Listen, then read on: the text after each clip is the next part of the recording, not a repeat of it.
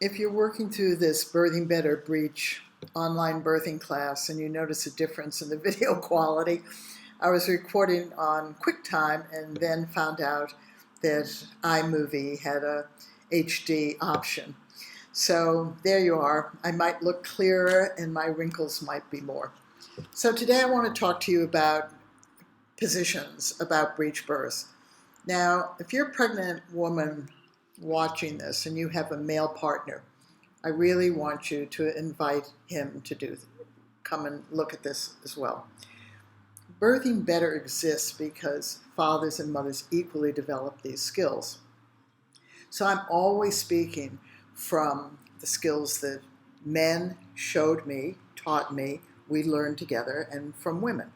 So what's the difference? Well, as women, we're doing the experience, which means we often get lost in the sensations. We don't always have that objective ability to see or hear what we're actually sounding like or looking like. Whereas if you're outside the birth, you can be more observant, both visually and audially.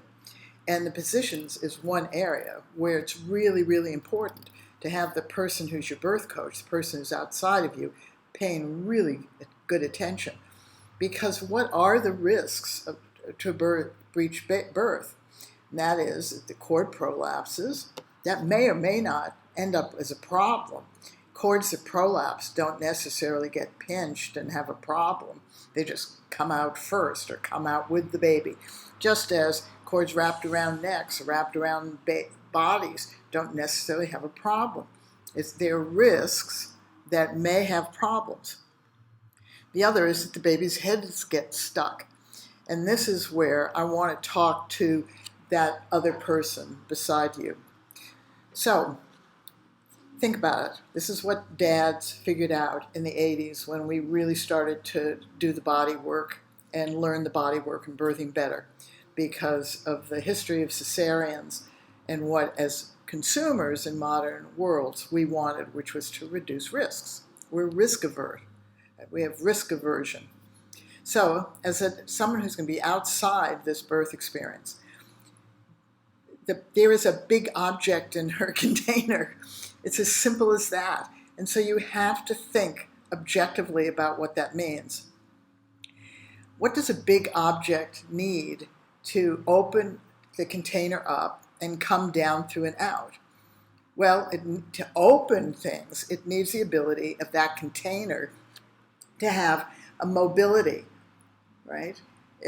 Because that's what the word open means, right? If you have a fixed tube that cannot open, then the object either doesn't come down, gets stuck, or it has to change its shape. And to some degree, babies' heads do change their shape. The cranial bones overlap. But when they overlap, that's an indication to you that there is tension inside the container. So you need to have a container that is mobile, and that's what you're learning in this course. You also, as an object, you have to have an ability to descend through that container. So if that container is bent, that can hinder your descent. Or if it's compressed and can't open up. And that's why positions are so important in birth.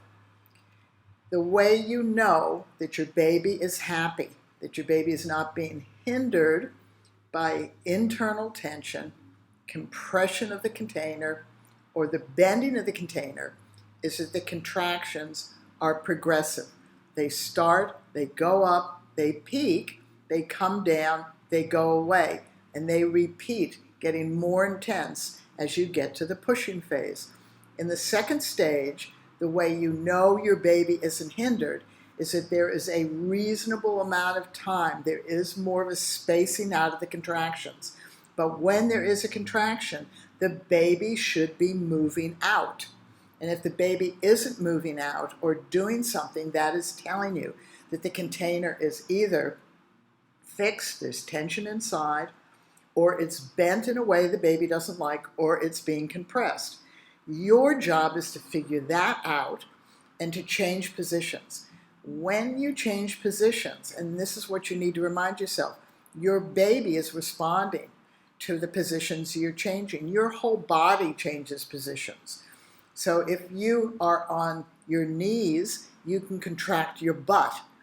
If you relax your butt, that may let the baby keep moving down. But if you get asymmetrical, one knee down, one leg up, it's harder for you to contract your butt. If you're bending over and the labor stalls, the contractions spread out, or when there's a contraction, the baby doesn't move out, take the part of your body up. See whether aligning it will help your baby. Then you have to wait for 1 or 2 contractions. Usually as women, we can feel that's better, or we feel not quite right. Then we begin to adjust. It's thinking through this logistics of object to container.